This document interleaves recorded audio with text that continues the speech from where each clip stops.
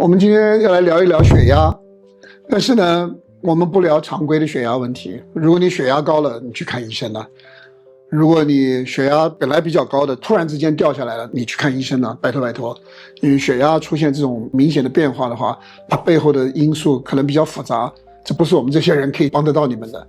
但是我们今天可以来聊一聊两种比较有趣，但是也比较常见的两种血压现象。你们知道，我们正常人的血压应该是80到120，一般来说，正常的压差应该是在30到50之间，叫做正常的压差。压差很大的话，它可能说明你动脉硬化了，可能甲亢啦，可能年纪大了以后血管变得没有弹性了等等。所以如果你的压差很大很大的话，超过50以上了，甚至于差不多60了，我也强烈建议你们去看医生，因为这个不是我们自己可以处理的事情啊。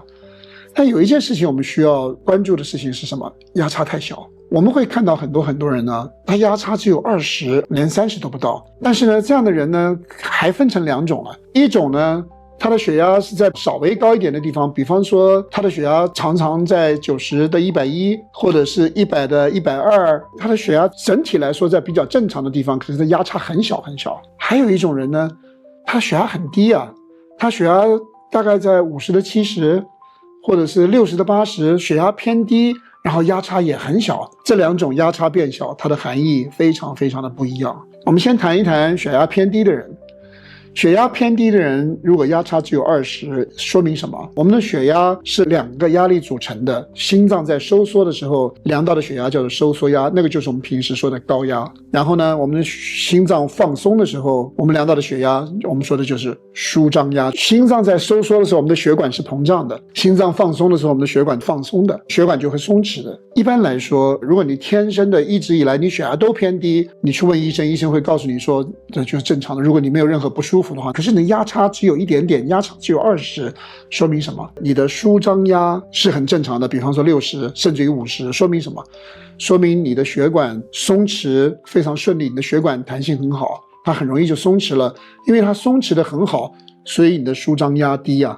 如果它松弛的不好的话，你的舒张压就会变高的。可是你的收缩压也低啊，你的收缩压很低很低，代表什么？收缩压是什么？收缩压是每一次我们的心脏收缩的时候泵出去的血的量决定的。心脏在收缩泵出去的血的量越多，你的收缩压就会越高。那说明什么呢？往往说明你心脏的肌肉比较弱，心肌比较弱。你心脏的肌肉在工作的时候很有力气的一收缩，它就泵出去很多血，你的收缩压就会比较高啊。所以对于这一类的朋友来说，你应该怎么样去调整你的身体呢？你应该去做中等强度的有氧运动。中等强度的意思指的是你自己最高心率的大概65%到75%之间的这种区间呢。最高心率啊，一般来说用推算的话，你用220减到你的年龄，就是你的最高心率。然后呢，这个最高心率的70%左右就是你的中等强度了。你在这个心率开始锻炼你的身体。每一个人的体能体力不一样，你不需要做更高心率的运动，但重要的是你能够在这个心率的状态下慢慢加长你运动的时间，慢慢的能够去调整到一次做1个钟头，那就是最理想。在这种心率底下做长时间的锻炼的话，你锻炼的对象就是你的心肌。假以时日，你的心肌会越来越强壮，所以你的心肌将来在每一次收缩的时候，它泵出去的血的数量就会比较多。那么你的舒张压不会改变，可是你的收缩压会上升，对你的健康情况，对你的体能体态情况，对你整个身体的状态都会有比较好的帮助的。这个是讲给平时血压就比较偏低，然后呢压差也比较低的同学听的。如果你的血压平时就已经在比较高的地方了，有一些同学收缩压到了130到了140，但是你的舒张压始终就在90或100的话，对我们的健康来讲，长期来讲是比较不利的。因为本来你的血管应该在休息的，但是在它休息的时候，它压力依然很高。听明白这个意思吗？你试试看你家里面的水管，你把水管的水调到最小，它还是绷得那么紧，时间久了以后，那个血管就没有力气了，就没有弹性了。所以舒张压太高了，确实是一个长期的健康隐患的。那舒张压为什么会太高呢？舒张压太高，往往就是因为你血管的内皮啊，你血管的肌肉不容易放松啊。血管肌肉不容易放松的原因当然是多种多样的。如果你的血管内皮细胞受损了，什么样的情况下你的血管内皮细胞容易受损？高糖、高胰岛素、抽烟、喝酒、不不健康的食用油这一类的饮食形态，它会损伤你的血管内皮细胞的。当你血管内皮细胞受损的时候，你血管的舒张就会出问题了。它出问题的本质原因是因为血管内皮细胞受损了之后，它就不大容易制造一氧化氮，而一氧化氮是我们血管内皮细胞要舒张的时候最重要的一个信号因子，要有一氧化氮通知血管内皮细胞，它才会放松。如果没有一氧化氮去通知它的话，它就不会放松。那么受损的内皮细胞呢，你身体制造一氧化氮的能力会大幅度的下降的，这是其中一个重要的因素。所以血管内皮细胞受损了以后，你需要修复它的，修复它你就需要考虑把你的血糖控制好，把你的胰岛素控制好，然后呢，把你的食物，把你的饮食改到吃的比较健康吃干净的油脂，降低身体的慢性炎症等等的，修复你的内皮细胞。我们身体制造一氧化氮基本上有3个通道的。第一个通道是运动，不是高强度的运动，中等强度的运动，你保持长时间有规律的中等强度运动是我们身体制造一氧化氮免费的来源。你只要运动，它就会制造一氧化氮。所以运动对血压有帮助。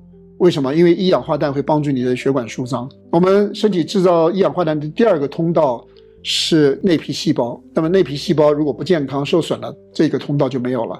我们身体制造一氧化氮的第3个通道是来自于食物的，吃硝酸盐含量比较高的食物，比方说芝麻菜，比方说甜菜根这一类的食物，我们吃了以后，这些食物在我们身体里面会帮助我们身体制造一氧化氮，所以饮食很重要。所以如果说你的舒张压比较高，你要了解你的问题是出在血管的内皮，血管不容易舒张，一氧化氮是你需要关注的第一件事。如果你缺少了一氧化氮了，你血管舒张是会有障碍的。那即使你的一氧化氮的系统还在，你去运动了，你就会有一氧化氮的。你每天吃芝麻菜，你会有一氧化氮的。但是一氧化氮仅仅是通知你的血管肌肉细胞叫它放松的。你血管的平滑肌的细胞它有没有放松的能力，有一个很重要的因素是肌肉细胞里面要有丰富的镁。如果你身体里面镁不够，镁和钙不平衡的时候，你的平滑肌就不容易放松了。平滑肌不容易放松，影响的不仅仅是你的血压，它影响你肠道的蠕动，它影响你胆管的蠕动，影响你消化道的蠕动，它影响是你全身的，因为你身上的平滑肌全部都不能够很好的工作。那么我们血管周围也是一圈平滑肌。所以如果你的血压的问题是收缩压比较正常，可是舒张压偏高，压差很小，你的努力方向是要调整你的舒张压，把它降下来。那我刚刚讲的几个因素，一个是一氧化氮，一个是做运动，一个是饮食芝麻菜，另外一个补充镁。这几件事情你好好的去做，慢慢你会看见你的舒张压渐渐的降下来了。这2种情况是我们平时一般比较少关注的这2种现象，跟大家分享。